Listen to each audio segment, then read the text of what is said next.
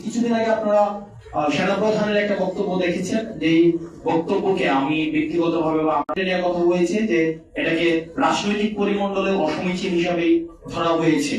যে অন্তর্বর্তীকালীন সরকারকে সাথে নিয়ে হচ্ছে আমরা আন্দোলন করেছি, ফেসিবাদ বিরোধী একটা রকমের একটা শক্তি ছিল, এজেন্সি ছিল, রাষ্ট্রপক্ষ আমাদের বিরুদ্ধে ছিল। তো তখন আমাদের লড়াই, তো আমরা বারবার বলছি আমাদের লড়াই এখন অব্যাহত রয়েছে।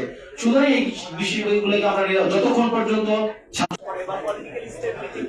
সেনাবাহিনীর বক্তব্যটা কি ছিল আসলে? সেনাবাহিনীর বক্তব্য আমি তো সেখানে হচ্ছে আমি মানে আমার ডিরেক্ট স্পিচ সেখানে কোটেশন দেওয়া ছিল, একদম নিষ্প্রস্ত ওখানে করা হয়েছে, একদম ডিরেক্ট স্পিচ আছে যে এখানে যে আমাদের কনভারসেশনটা কি হয়েছে, ও পাশ থেকে কি আসছে, আমাদের পাশ থেকে কি হয়েছে। সেনাবাহিনী কি কমিটেড কি করেনি।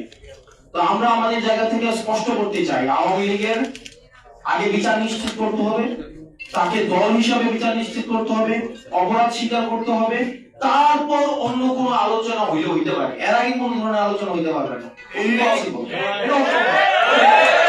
আমরা বলেছি যে 5ই আগস্টের পরে বেশি সময় দেওয়া হয়েছে, রাজনৈতিক ভাবে নির্যাতিত যে ক্রিয়াশীল রাজনৈতিক দলগুলো হয়েছে, আমরা তাদের কাছে কমিটেড।